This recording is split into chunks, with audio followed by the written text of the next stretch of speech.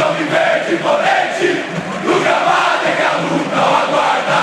Sabe ser o que vem pela frente, que a dureza. Com relação a outras possibilidades de mercado, Palmeiras também deve buscar agora um substituto para o próprio Paulinho, já que o Ramon Sousa, não que ele vai ser o substituto do Estevão, porque é difícil, né, substituir um jogador como o Estevão, né? Mas o Palmeiras, em questão quantitativa, também deve buscar ali outra opção do meio para frente e também vai continuar, né, batalhando para tentar manter o Richard Rios, mas sabendo que é muito difícil a manutenção do camisa 8, até porque, né, dentro dessa Copa do Mundo de Clubes da FIFA, pelo menos 3 times europeus vieram atrás do Richard Rios. O Porto foi o primeiro, e aí a proposta do Porto foi bizarra, não chegou nem a 20 milhões de euros, o Palmeiras já recusou de imediato. O Atlético de Madrid não oficializou a proposta, mas conversou com pessoas de dentro do Palmeiras para entender o mecanismo para a negociação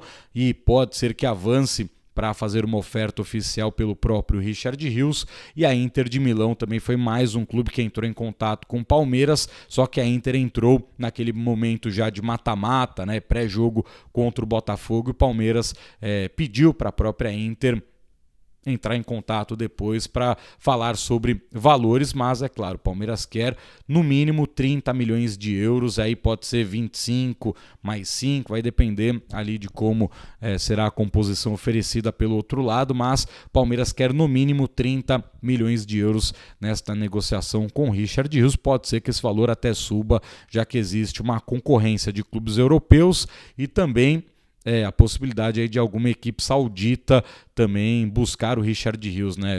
Recentemente o Al Nassr, time do Cristiano Ronaldo, tentou o Gerson, ele foi vendido para o Zenit e eles querem um jogador para o setor do meio de campo, né? Então também já teve contato, aí não foi revelado qual exatamente foi o clube saudita que entrou em contato com o Palmeiras, mas teve sim um contato que veio do mundo árabe exatamente para entender o que o Palmeiras quer fazer com o Richard Rios. Internamente, querem a manutenção dos jogadores que hoje fazem parte da nova espinha dorsal do técnico Abel Ferreira, mas pelos valores que podem chegar, a gente sabe que é difícil segurar o Richard Rios, até porque ano passado houve ali uma conversa que depois da Copa do Mundo de Clubes da FIFA, se algo interessante chegasse, o Palmeiras poderia sim fazer esta negociação. Isso foi conversado com o jogador e também com o seu staff ainda em 2024, quando o Richard Rios também recebeu muitas propostas pela Copa América que ele fez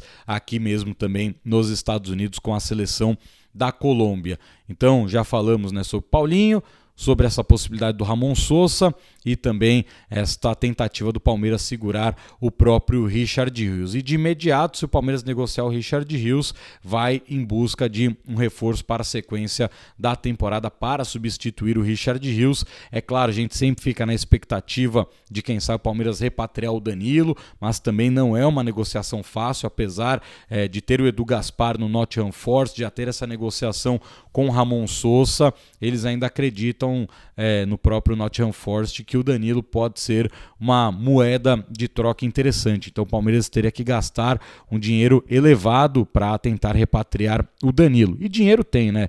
Palmeiras colocou aí mais de 200 milhões de reais em premiações na disputa da Copa do Mundo de Clubes. É claro, né, tem aquela taxa que vai ficar pendente, né, que vai ser recolhida em impostos. O Palmeiras vai perder cerca de 30% do valor total arrecadado, mas volta ainda com mais de 170 milhões de reais para a sequência da temporada, e esse dinheiro não estava previsto no balanço, né, no lançamento da previsão orçamentária do Palmeiras.